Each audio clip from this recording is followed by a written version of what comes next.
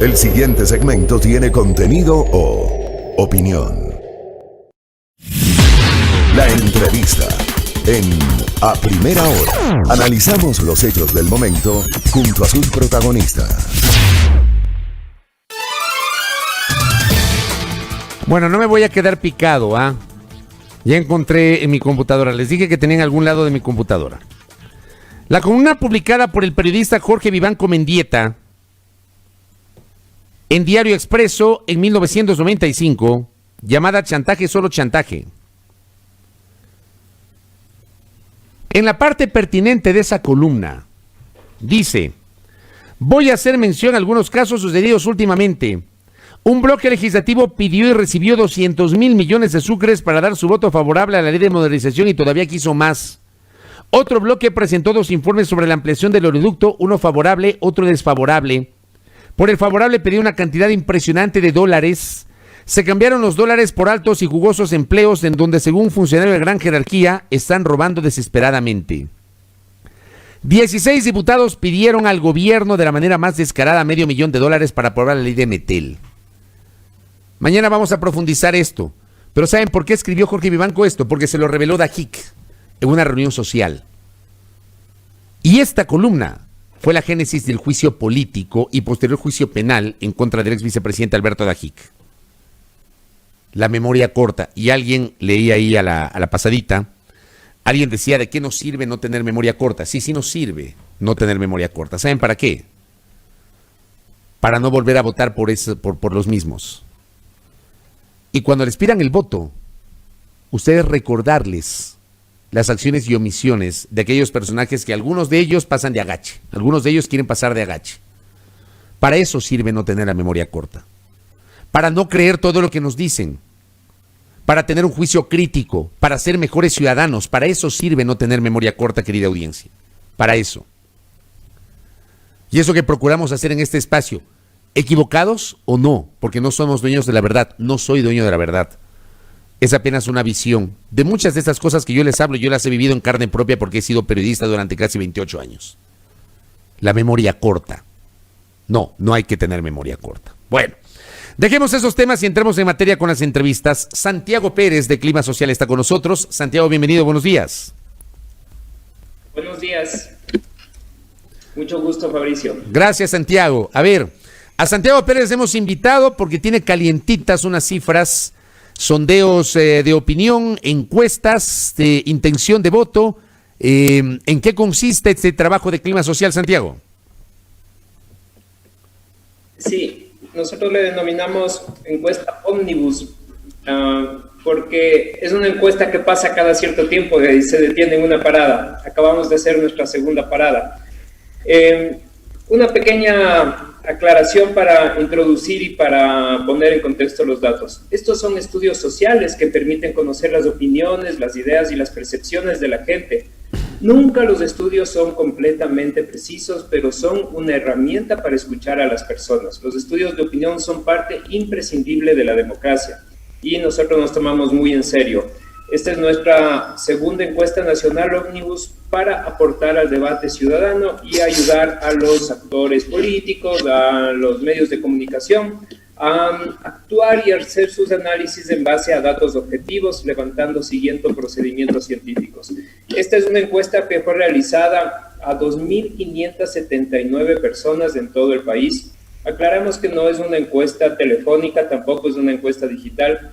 Visitamos en sus casas, en sus hogares, a las personas que fueron seleccionadas aleatoriamente siguiendo un procedimiento basado en una muestra estadística del padrón electoral actualizado al 2021. ¿Cuántas personas me dijo? Fueron 2.579 personas entrevistadas en todas las provincias de la costa, en todas las provincias de la sierra. Y en este momento, sumando, tenemos 60 cantones que han sido visitados y de entre esos cantones 132 parroquias, tanto urbanas como rurales. Correcto. Esa es la ficha técnica. ¿Cuál es el margen de error y el margen de confianza? El margen de confianza 95% y el margen de error es de más o menos 2. Es 1.9, digamos en 2 para que pueda ser más fácil recordar, porque es importante acordarse que si es que estamos hablando de un margen de error de más menos 2, si es que mostramos un dato de, por ejemplo, un 20%, este 20% dado el margen de error puede ser más 2 menos 2 y existe un 95% de probabilidades de que el dato sea el exacto que está indicando la cifra de la encuesta. Correcto, es importante siempre, yo he planteado a la audiencia que cuando vean una encuesta, un estudio de estos de opinión, siempre se cercioren primero de la ficha técnica porque es, creo, el punto de partida para tratar de identificar cuáles son esas encuestas o estudios fantasmas que mucha gente populariza. Dicho esto, explicado por Clima Social en su director Santiago Pérez esta ficha técnica, vamos a los resultados. ¿Qué midieron ustedes en esta encuesta, Santiago? Bueno, sí, y una última aclaración, es que Clima Social está inscrita legalmente para la realización de estudios y pronósticos electorales ante el Consejo Nacional Electoral. Tenemos una resolución de parte del Pleno del Consejo Nacional Electoral que nos faculta para realizar estos estudios. Quisiera mencionar, antes de pasar a lo electoral, que podría ser lo central, una cuestión de contexto. El 66% de las personas entrevistadas cuando les pusimos la disyuntiva, es preferible quedarse en casa para evitar el contagio o salir a trabajar, 66% dijo que es preferible en este momento salir a trabajar. 32% dice que es mejor quedarse en casa para evitar el contagio. Me parece que este es un dato muy importante para entender esto lo que se denomina el fenómeno de negación de la enfermedad, debido a que las restricciones sanitarias están ocasionando un grave daño a la economía de las familias. Los ecuatorianos y las ecuatorianas quieren trabajar y recuperar la esperanza también, porque eso lo vamos a ver más adelante en los indicadores del estado de ánimo o del clima social. Eso principalmente como contexto. Correcto. ¿Estado de ánimo midieron ustedes? Y el estado de ánimo es bajo, como ya lo habíamos visto anteriormente en anteriores estudios. Esto es una tendencia, es algo que se ha venido marcando con bastante fuerza sobre todo desde fines del año 2018. 72%, es decir, casi 7 de cada 10 consideran que su situación económica y la de su familia comparada con el año anterior ha empeorado. Un 24% considera que sigue igual y solamente un 3% siente que ha mejorado. Y mirando bajo ese estado de ánimo cómo se encuentra el Ecuador en general, un 45% considera ver el país retrocediendo, el 52% estancado y solamente un 2% considera que el país se encuentra actualmente progresando. Correcto. ¿Midieron ustedes ya candidatos presidenciales? Sí, nosotros hemos aplicado la papeleta presidencial y bueno, esperaríamos que pudieran ustedes mirar este gráfico que nosotros hemos preparado. Por cierto, nuestros datos están disponibles públicamente, abiertamente. Estos datos, que son básicamente los datos nacionales, los resultados más completos los reciben los suscriptores privados en las redes sociales de Clima Social. Pueden acceder ahí a los datos. ¿Quiere compartir, Santiago, quiere compartir en el Zoom? ¿Podría compartir usted algún dato?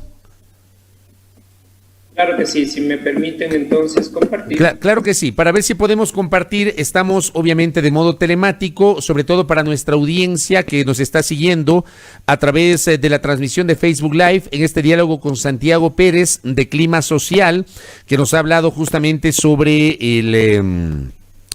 estos resultados de esta segunda encuesta Omnibus, como nos ha señalado Santiago, la segunda parada, dice él, ya pasó la primera parada, esta viene a ser la segunda parada. Ahora sí lo tenemos. A ver, Santiago, si podemos compartir tal vez. Ahí estamos, exacto. ¿Está? Sí está. Vamos a ir relatando las cifras. Un poco más fácil para que puedan ustedes ver, todos quienes nos acompañan. La pregunta dice así: si las elecciones fueran hoy, ¿por cuál de estos candidatos votaría? Le presentamos una papeleta que tiene el logo, el nombre, la lista de cada uno de los partidos, la foto y el nombre del binomio presidente y vicepresidente. El resultado total nacional de estas 2.000, casi 600 personas entrevistadas es que el binomio de Andrés Arauz, Carlos Rabascal obtiene el 23%, el binomio Lasso Borrero 20%, el binomio Pérez, se me fue. Virna Cedeño. 13%, 12.9%, pongámosle, aproximémosle al 13%, y esos son los tres primeros. Luego tenemos un poquito más abajo, en un siguiente nivel, Lucio Gutiérrez, Jimena Peña, Isidro Romero, Gustavo Larrea, con entre el 2 y el 4%, o entre el 4 y el 2%, respectivamente, en ese orden que hemos mencionado, y todo el resto de candidatos tienen menos el 1 o menos del 1%. También abajo a la derecha podemos ver quienes dijeron que no han decidido y no escogieron a ninguno de los candidatos, el 13.9%, los que dicen que no les gusta ninguno votarían nulo, 11.2%, y los que dicen que dejarían en blanco 3.5%. Sumado de estas personas indecisas, nulos y blancos, y cruzado un poco, hecho un análisis más en profundidad, vemos que son principalmente personas indecisas. No es que van a permanecer así el resto de la campaña o el resto del proceso electoral, van a ir tomando una decisión. Una buena parte de estas personas son casi 3 de cada 10. 3 de cada 10 no ha decidido por quién votar. O no vota por ningún candidato, ¿no? Porque probablemente los está rechazando a todos y todo eso. Voy a pasar a la siguiente para que puedan ver qué es lo que ha pasado entre la encuesta de octubre y la encuesta de noviembre. Correcto. Son dos encuestas que se pueden comparar porque son hechas bajo la misma metodología. Una encuesta de hogar, visitando las casas de las personas seleccionadas aleatoriamente según una base en el padrón electoral, con una pregunta basada en una papeleta electoral. Entonces, en el mes de octubre, las personas que no escogían a un candidato, indecisas, nulos, blancos, eran el 30%, y en la encuesta de noviembre suman el 28.7%. La variación no es muy grande, como pueden ver. En primer lugar, en octubre estaba Guillermo Lasso con 21.5%, y en esta nueva encuesta obtiene 20%. También una variación pequeña de 1.5 menos para este binomio o este candidato. El binomio Arauz-Rabascal estaba en 18.6 y ahora en la actual encuesta de noviembre tiene el 23%. Son casi 4 puntos más. Y hasta ahí podríamos detenernos, solamente para hacerles fijar a todos quienes alcanzan a ver este gráfico, en que la línea naranja, la línea azul hacen como una X, ¿verdad? Entonces eso quiere decir que el que estaba primero ahora está segundo, y el que estaba segundo ahora está primero. Se han invertido las posiciones, probablemente esa es la noticia más importante. Que esta tendencia vaya a continuar es muy difícil decir, no se puede adivinar el futuro, pero lo que podemos, gracias a estos estudios, determinar es qué es lo que ha pasado en este último mes. El resto de candidatos sumados, todos los candidatos estaban en el 19%, hoy están en el 15%, y finalmente Yacu Pérez, que había tenido 11%, ahora está en 13%. Correcto. Dejemos de compartir un momento para ver su imagen, Santiago, por favor. Estamos dialogando con Santiago Pérez de Clima Social. Al respecto, Santiago, quisiera de su parte algunas reflexiones sobre lo que está diciendo. A ver, yo identifico ahí 3 bloques. El primer bloque de 3, o el primer pelotón de 3, donde están Andrés Arauz, Guillermo Lasso y Yacu Pérez. ¿Cómo evaluamos este primer bloque de 3, Santiago Pérez?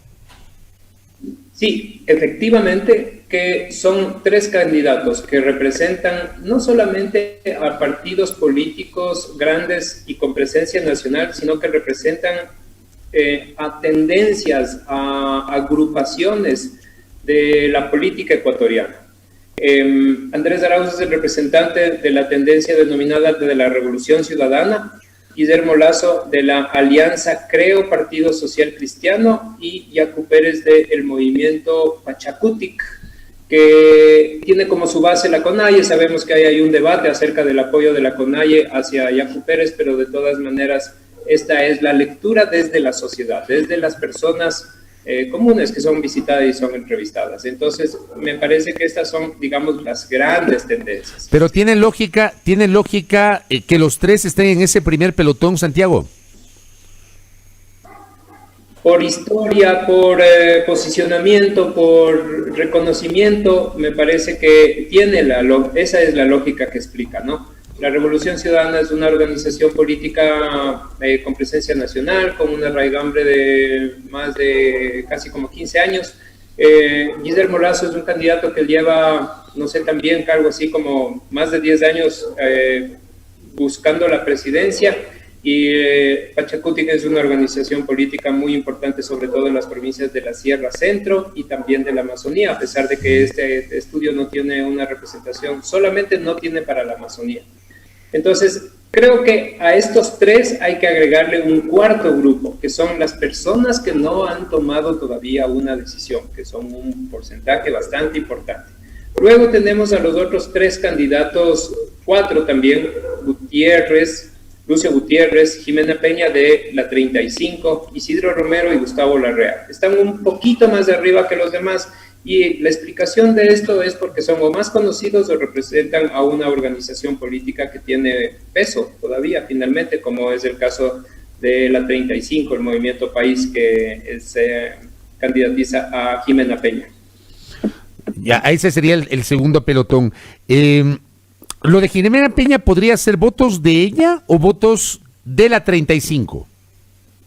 Evidentemente que no son un voto tan personal, son votos que de una inercia, podría decirlo yo en este momento, de una población afincada sobre todo en sectores populares, algunos en zonas rurales, que dicen, yo he votado toda mi vida por la 35 y están inclinados a seguir haciéndolo, ¿no? Entonces me parece que eso explica todavía la presencia de esta organización política que fue tan potente hace 10 años, ¿no? ¿Lo de Isidro Romero sorprende que no haya crecido tanto, o estos números, digamos, son comprensibles tomando en cuenta que es un candidato presidencial, digamos, nuevo? ¿Y por qué hago esta pregunta? Porque para algunos analistas Isidro Romero podía ser una suerte de outsider. No sé si le sorprende a Santiago Pérez la ubicación de Isidro Romero. Me parece que el contexto político actual les desfavorece a muchos candidatos que eventualmente hubieran podido tener un mejor desempeño, al menos hasta este momento, porque están metidos en un pelotón, en un enjambre que resulta muy difícil diferenciarlos, y por lo tanto creo que tienen pocas posibilidades en este momento. Tal vez yo diría que si hasta diciembre las campañas no logran romper esa dinámica de pelotón, me parece que va a ser muy difícil. Por eso es que aparecen un poquito más estos 3 o 4, ¿no? Que tienen un poco más de nivel de conocimiento o pertenecen a una organización política que tiene un mayor peso.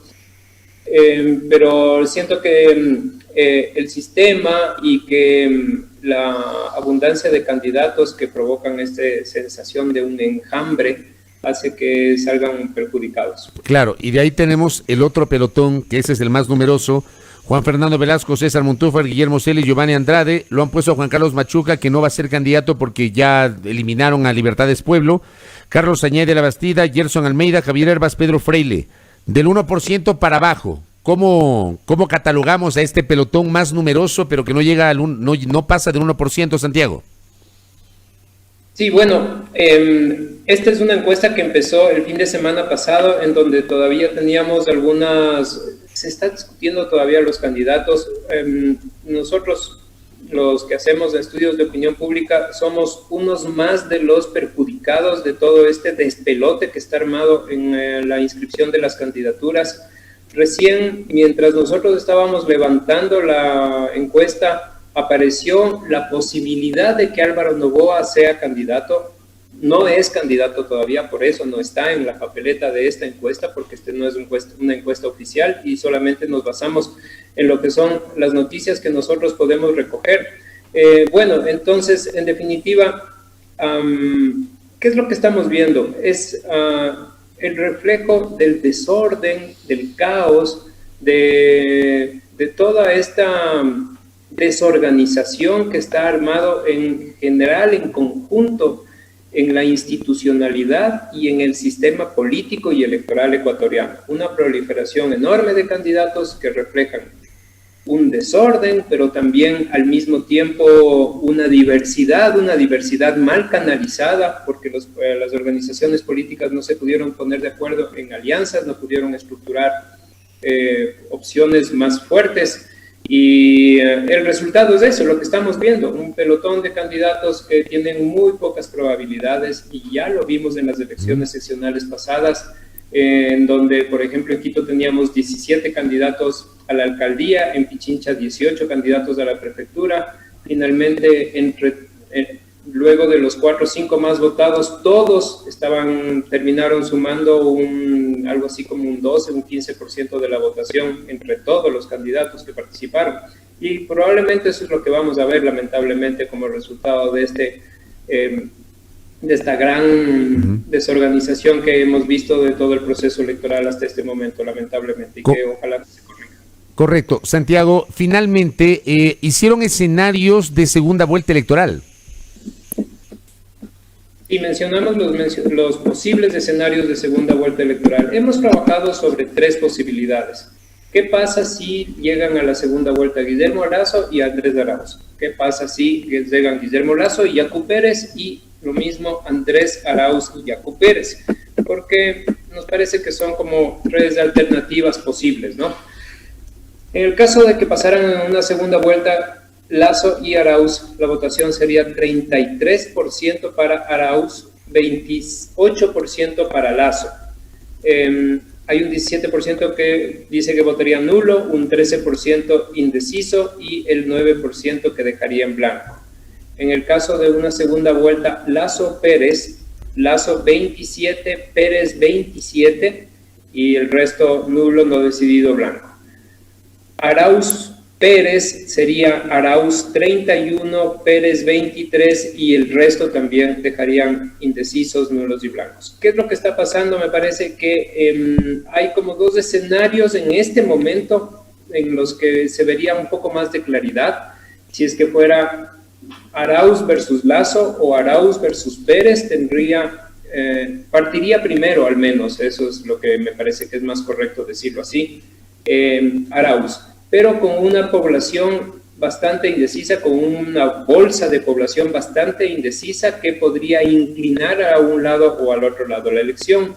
Una eventual segunda vuelta Lasso-Pérez es mucho más incierta porque presenta prácticamente un empate, se podría decir. Está dentro de la misma banda de error la diferencia de voto entre Lasso y Pérez. Correcto, Santiago. Quiero agradecer a Santiago Pérez por estos minutos para hablar justamente de una parte del contenido de la encuesta Ómnibus que ha generado la empresa Clima Social que dirige. Gracias, Santiago, por el tiempo. Muchísimas gracias, Fabricio. Siempre estamos a las órdenes. Estaremos conversando próximamente para ver cómo siguen sucediendo estos acontecimientos. Muchas gracias, muy amable. Santiago Pérez de Clima Social con estas cifras en la segunda encuesta Ómnibus. Como siempre hemos señalado, las encuestas son fotografías del momento, no son pronósticos. No es que esto va a pasar el 7 de febrero. Todavía hay mucha agua que tiene que correr bajo el puente. Ojo con eso, las encuestas no son pronósticos. Son herramientas para el diseño de las estrategias por parte de los políticos. Ojalá se entienda. 7:28 en la primera hora a través de la señal de Majestad Radio.